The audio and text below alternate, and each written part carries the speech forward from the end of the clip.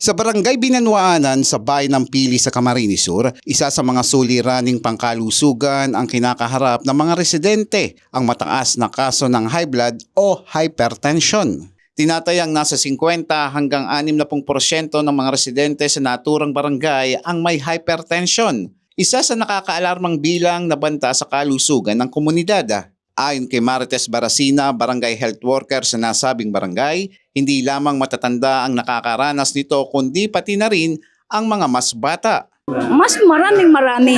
Opo, kahit po hindi pa senior, kahit bata pa, meron pa ngang 1999, di nasa 26 years old pa lang yon. Pero po high blood na po yon. So ilang percent kaya ma'am sa tansya nyo dito sa barangay nyo ang Ay naku, 50 ata. may high blood? Parang more than pa sa 50 or 60. Isa sa mga nakakaranas ng ganitong kondisyon ay si Lola Rosario Basilonia, 78 taong gulang. Matagal na umano niyang iniinda ang high blood ngunit hirap siya makapagpatingin sa doktor dahil sa kakulangan sa pera. Ay matagal na po, sir.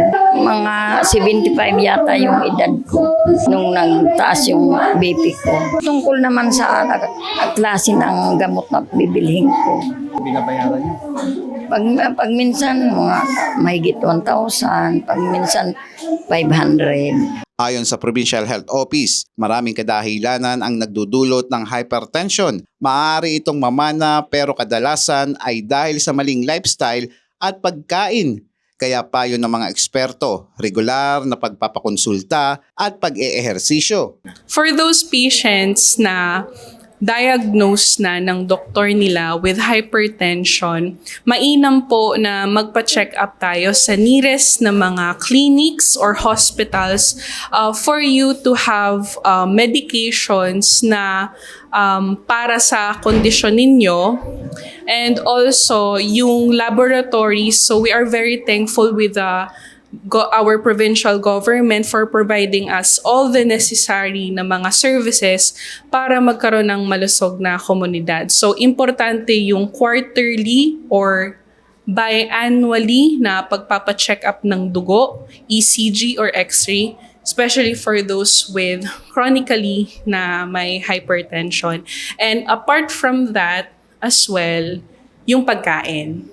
Number 1 yan. Lahat ng mga processed food, salty na mga pagkain, kailangan nating iwasan. Isa si Nanay Rosario sa mga nabenepisyohan at nahandugan ng libreng maintenance medicine sa lumalaking kaso ng high blood at iba pang sakit sa pamamagitan ng isa sa mga one of its kind na medical asset ng CAMSOR ng Provincial Government Office, ang Hospital on Wheels sa Barangay Binanwaanan. Sa pangunguna ni Gobernador Elroy Villapuerte, kasama sa layunin ng programa na mailapit ang serbisyong medikal sa mga komunidad na hirap makarating sa mga ospital o paggamutan. Naghatid ito ng libreng konsultasyon, gamot, x-ray, ultrasound at iba pang serbisyong medikal na labis na ikinatuwa ng mga residente.